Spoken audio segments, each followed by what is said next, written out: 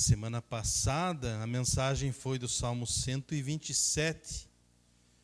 Hoje, pela graça do Senhor, vamos ler o Salmo de número 128. Estamos nessa último dia de maio, último domingo desse mês, celebrando a família. Portanto, o tema da mensagem tem a ver com a família. Salmo de número 128. O povo de Deus, meus irmãos, eles sempre iam até o templo, até Jerusalém, para cultuar a Deus, em especial. Quem morava distante ia 3 vezes ao ano. Durante 3 festas cristãs, o povo se reunia em Jerusalém para cultuar a Deus.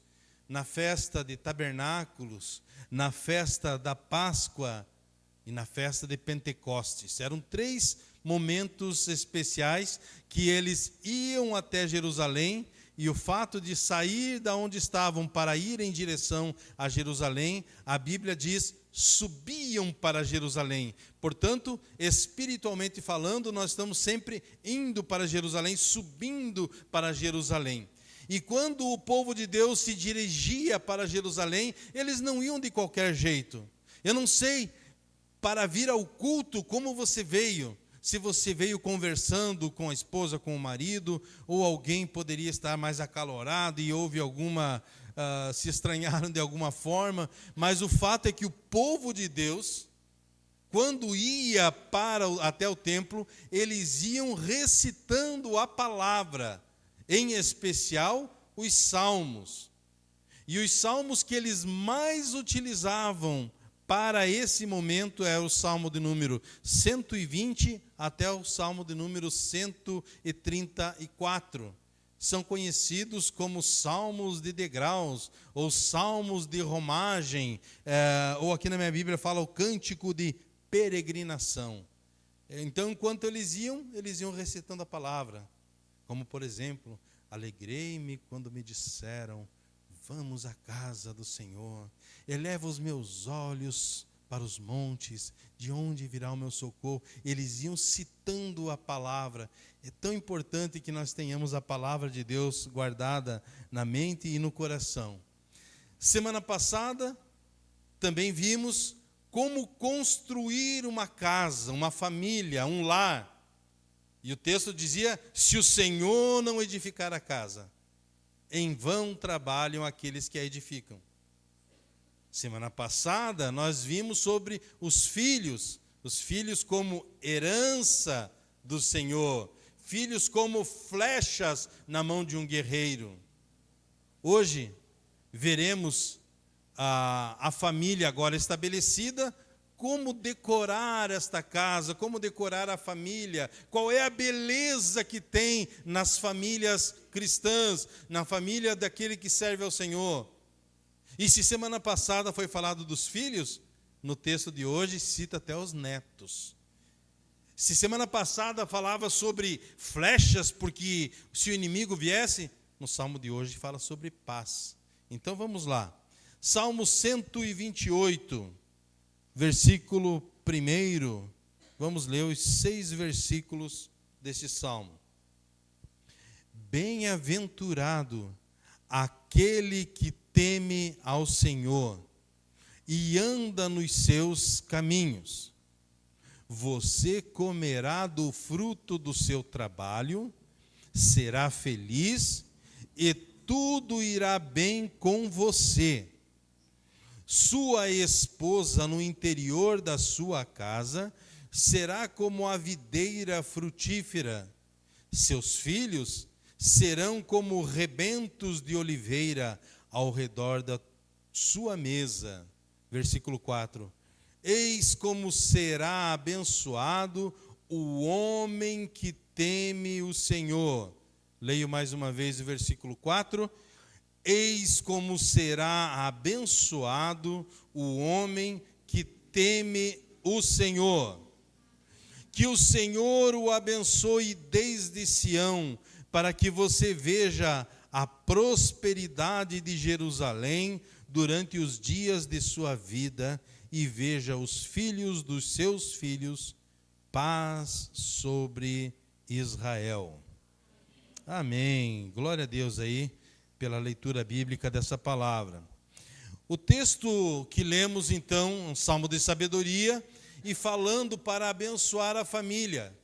E como esse salmo é falado que é um salmo de degraus, degraus são níveis, são momentos da vida que vamos galgando, vamos subindo para atingir um propósito. Esse texto que fala sobre salmo, ele começa falando para o homem. E ele diz ao homem: bem-aventurado aquele que teme ao Senhor e que anda nos seus caminhos. Então, para que o homem seja feliz ou bem-aventurado, temos uma receita bíblica. E qual é a receita bíblica do versículo 1? Temer ao Senhor e andar nos seus caminhos. O temor ao Senhor não é um pavor do Senhor, não é um medo daquele que não quer nem aproximar-se, mas é um respeito ao Senhor, uma reverência que devemos ter ao Senhor. Então, bem-aventurado o homem que teme ao Senhor, que tem respeito com o Senhor, que tem grande estima, uma estima elevada ao Senhor. Eu não consigo entender, por exemplo, alguém que se diga cristão, mas que ao mesmo tempo participa de piadas que desprezam, debocham ou até ridicularizam a fé. Não é compatível para alguém que teme ao Senhor. Conta-se a história de um teólogo, um pastor muito influente do século XVII, com o seu discípulo. E o discípulo dele quis fazer um gracejo, quis fazer uma piadinha com o seu pastor, com o seu líder. E eles estavam dentro do escritório, do gabinete onde o pastor estava, e o discípulo foi na janela e disse assim: ó, pastor, dá uma olhada, uma vaca voando. E o pastor saiu correndo e foi na janela e disse: aonde? O discípulo disse: eu não acredito que o senhor caiu nessa. A resposta do pastor foi a seguinte: eu prefiro acreditar numa vaca voando do que num crente mentindo. Toma, desavisado.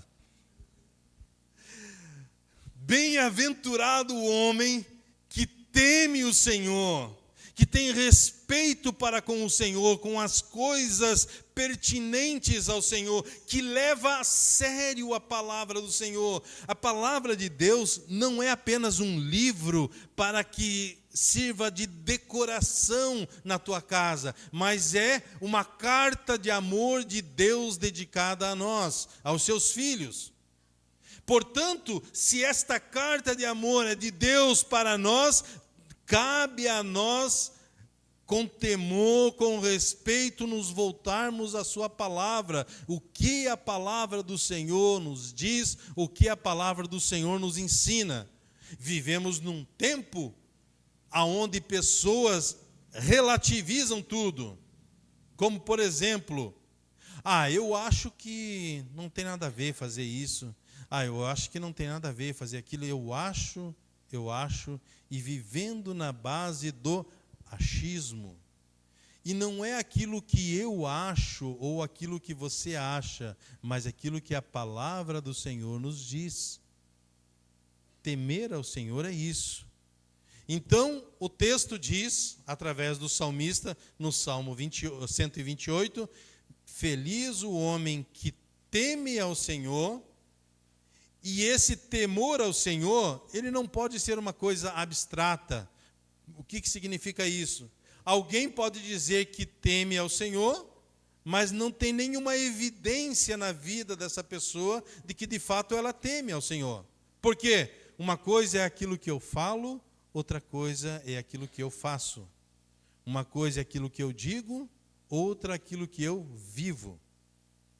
Então a nossa vida deve ser compatível com a nossa fé ela deve ser falada, mas ela deve ser vivida. Amém? Então, feliz, bem-aventurado o homem que teme ao Senhor e anda nos seus caminhos. Andar nos caminhos do Senhor significa que a nossa vida está alinhada com a vontade do Senhor. Até porque a Bíblia mesmo nos diz, Jesus Cristo apresentando-se aos seus discípulos, ele disse: eu sou o caminho, a verdade e a vida, e ninguém vem ao Pai senão por mim, disse Jesus. Então, aquele que anda no seu caminho, anda em comunhão com o Senhor Jesus. Não é algo abstrato que diz que teme ao Senhor, mas não anda nos caminhos do Senhor, não tem uma vida compatível com a palavra do Senhor. E irmãos, amigos, senhoras e senhores, sempre que ouvimos a mensagem, a palavra de Deus, certamente, aquele que é sincero, aquele que é autêntico, ouve a palavra do Senhor e se sente confrontado.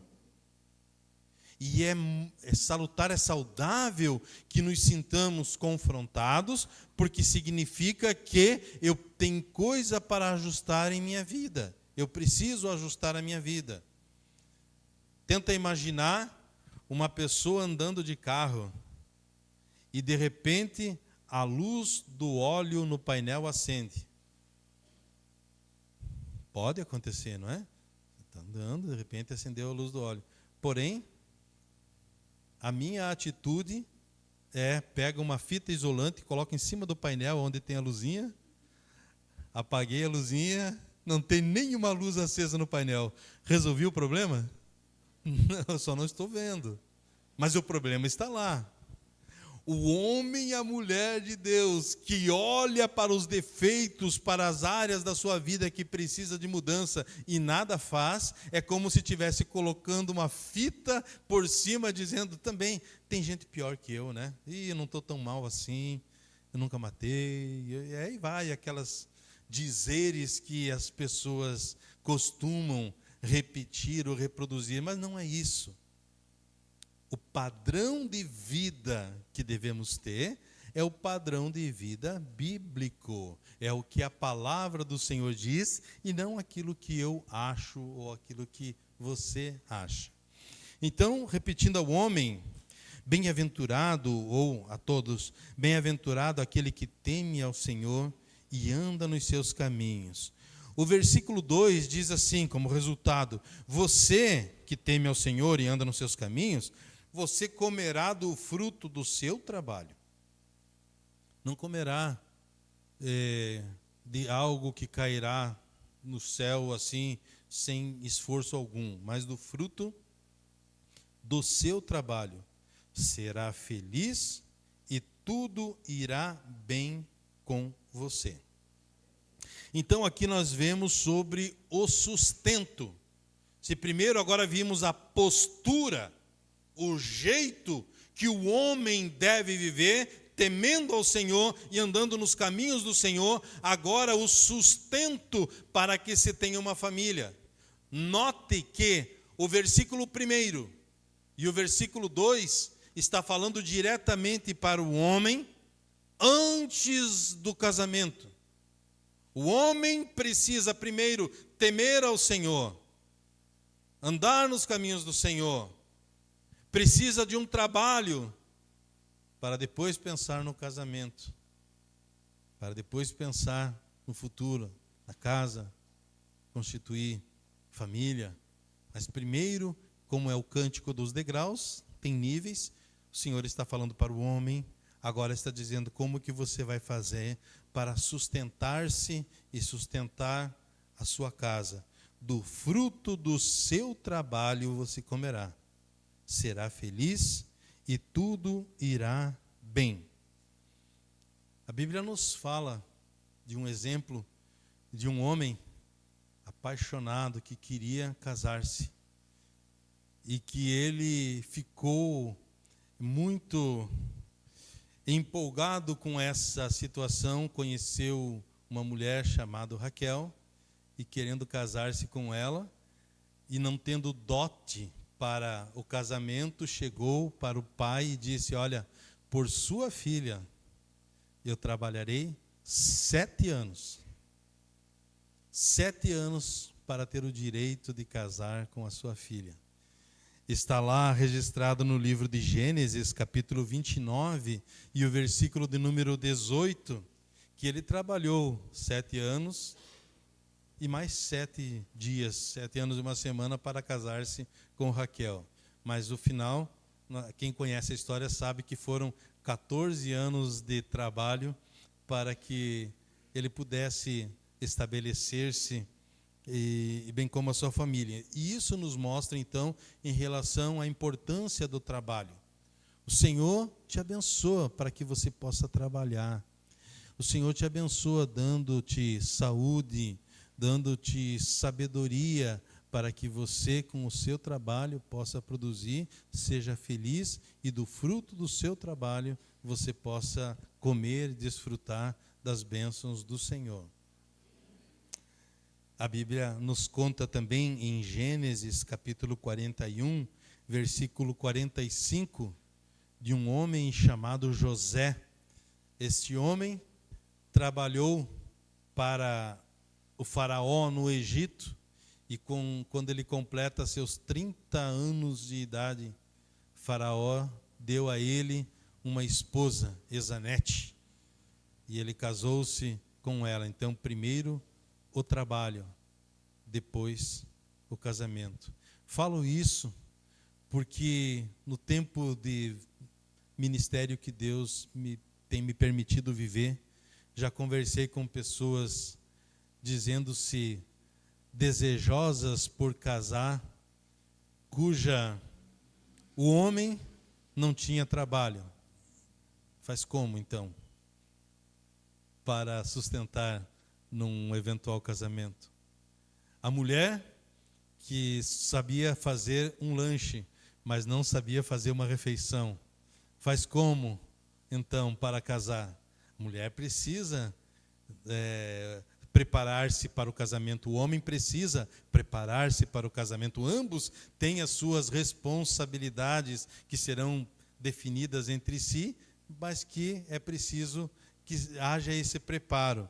Então esse texto fala aqui do sustento. Ele diz: você comerá do fruto do seu trabalho, será feliz e tudo irá bem com você.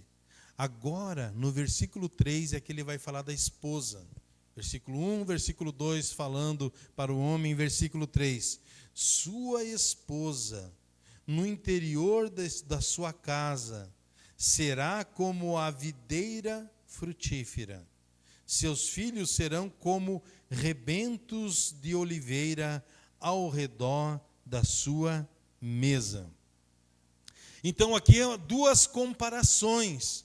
A mulher como uma videira frutífera. Era o fruto, um dos frutos principais na cultura judaica em Israel, tanto a videira quanto a oliveira, tanto a uva quanto o azeite.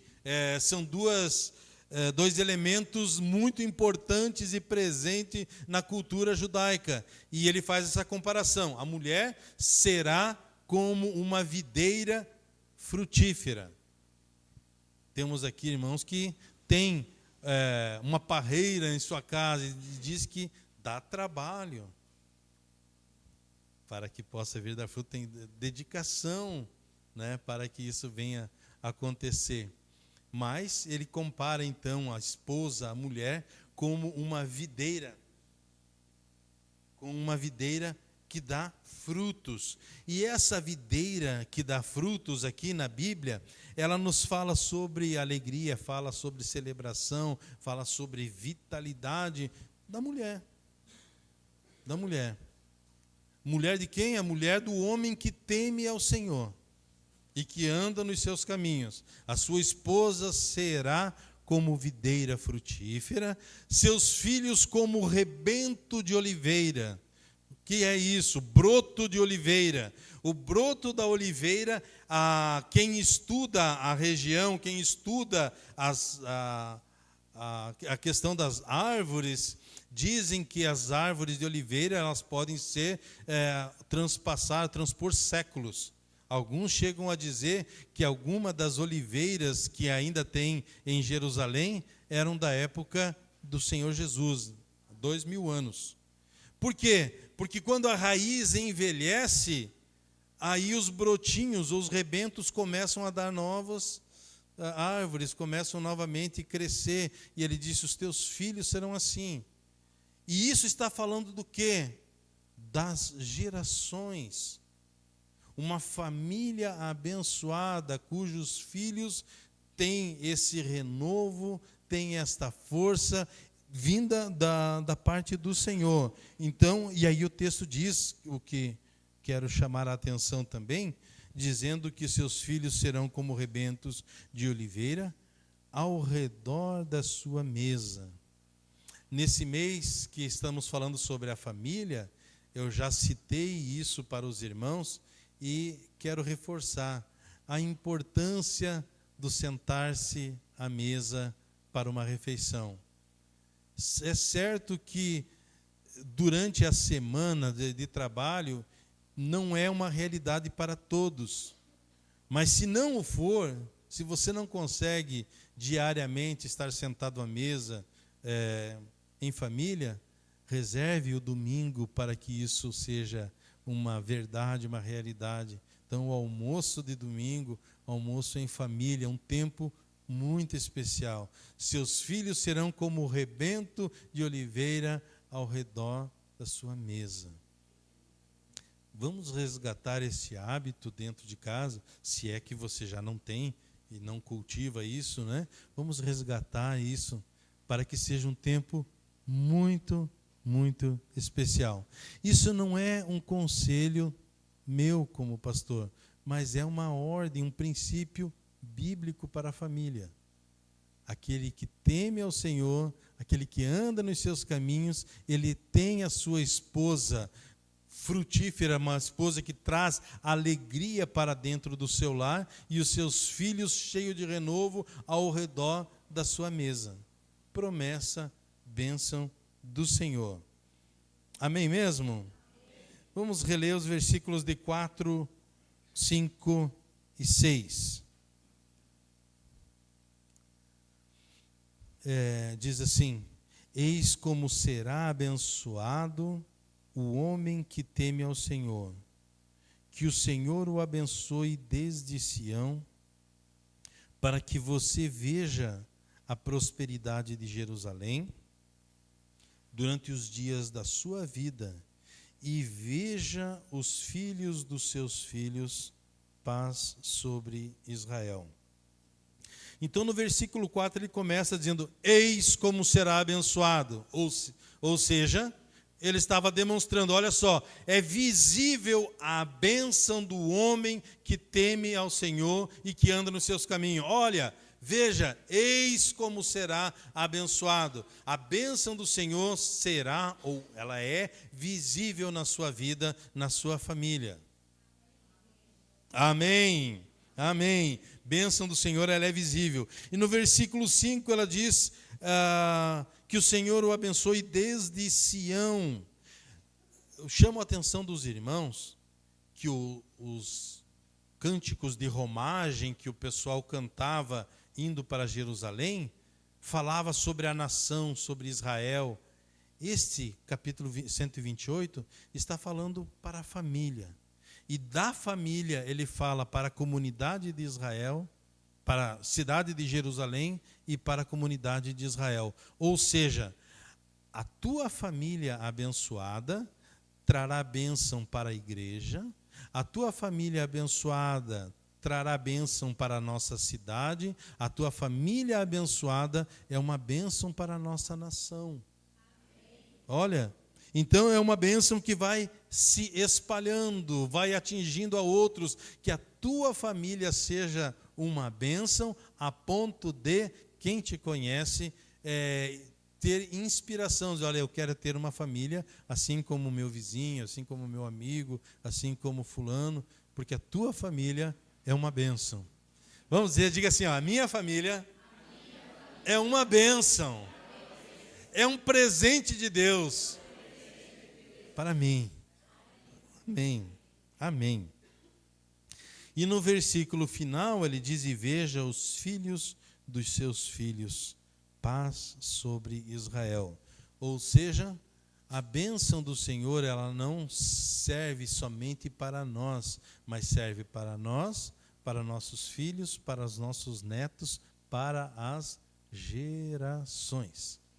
Para que você veja os filhos dos seus filhos. É uma promessa para quem? Para aquele que teme ao Senhor, aquele que tem reverência, respeito para com o Senhor, para aquele que anda nos caminhos do Senhor. Esse será bem-aventurado, será feliz, que a igreja do Senhor, que se reúne aqui em Herval do Oeste, na Pibo, seja formado de famílias felizes, famílias que temem ao Senhor, famílias que andam nos caminhos do Senhor, que comem do fruto do seu trabalho, que é feliz, que tem a sua esposa como videira frutífera, tem seus filhos como rebentos de oliveira, fazendo esse paralelo, falando sobre a alegria, falando sobre esse renovo que deve ser encontrado na família de todo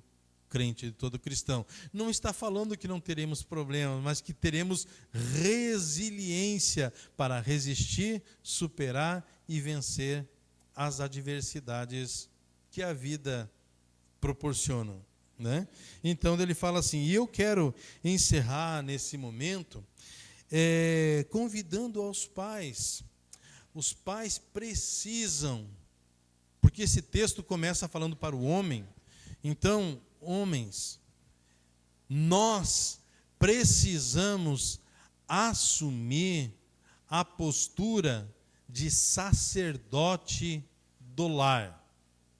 Precisamos assumir a responsabilidade, que tal, homens, você assumir essa responsabilidade de que, ao levantar, ao acordar amanhã pela manhã, uma das primeiras coisas que você fará é entregar ao Senhor a sua vida, entregar ao Senhor a sua família. Deus, eu entrego nas tuas mãos a minha família, os cuidados da minha casa, esta semana que está iniciando, eu entrego nas suas mãos. Cuida da minha esposa, cuida dos meus filhos, cuida, Senhor, da minha casa. Homens, essa é uma palavra de Deus para nós.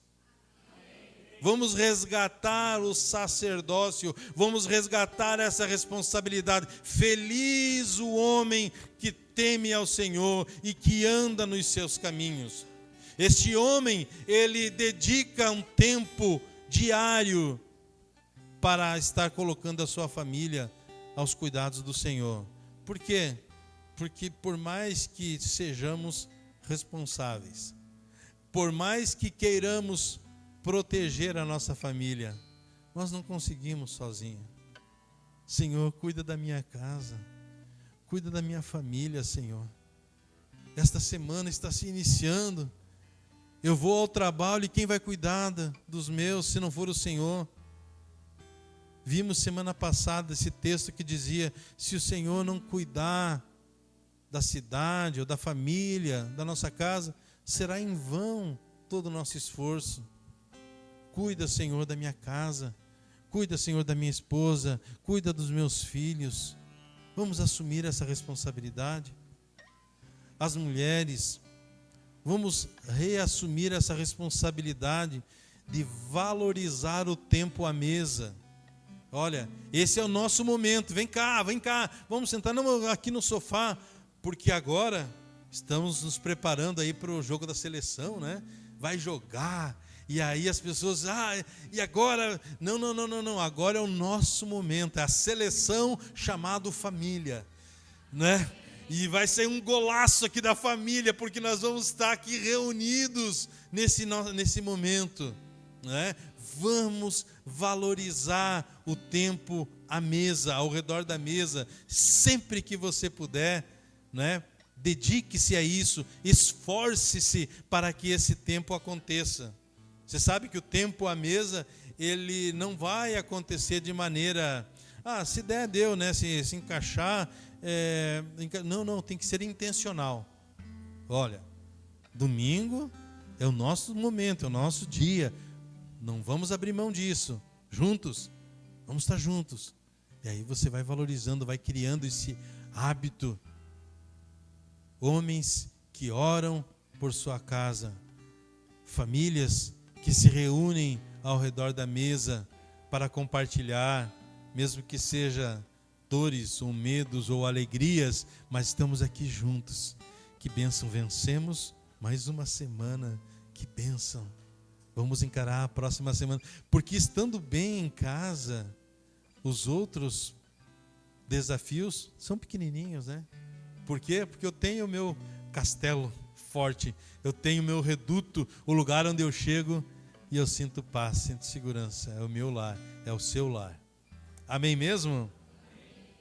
E por fim, eu convido então os homens para orar pela família, a esposa para que lute para que esse momento à mesa exista, aconteça e seja um momento especial, e para que todos nós, como família em Cristo, possamos orar pela paz na nossa família, pela paz na igreja, pela paz em nossa nação. Estamos num ano tão importante a nível nacional. Vamos orar para que seja um tempo de paz para a nossa nação. Vamos orar pelo povo de Deus em Israel. Vamos orar pelos filhos, quem ainda não os tem e o deseja ter. Então, você já vai orando, porque foi Agostinho que disse que um pai deveria orar pelos seus filhos 20 anos antes dele nascer. Significa que estamos atrasados se começarmos a orar agora. Então vai orando pelos seus filhos. Você não tem neto ainda? Ora já pelos seus futuros netos, como eles serão. Já vai orando, colocando nas mãos do Senhor. Senhor, meus netos estão nas tuas mãos. O Senhor já conhece, eu ainda não. Mas Deus, eu entrego diante do Senhor, que venha com alegria, que venha para somar na família. Vai orando, orando, para que seja tempo de paz. Amém? Homens, amém pela oração, pela família? Amém. Esposa, vamos lutar pelo tempo ao redor da mesa, amém? Família, vamos orar para que tenhamos paz no lar, paz na igreja, paz no nosso trabalho. Vamos orar, amém, família? Amém, em nome de Jesus.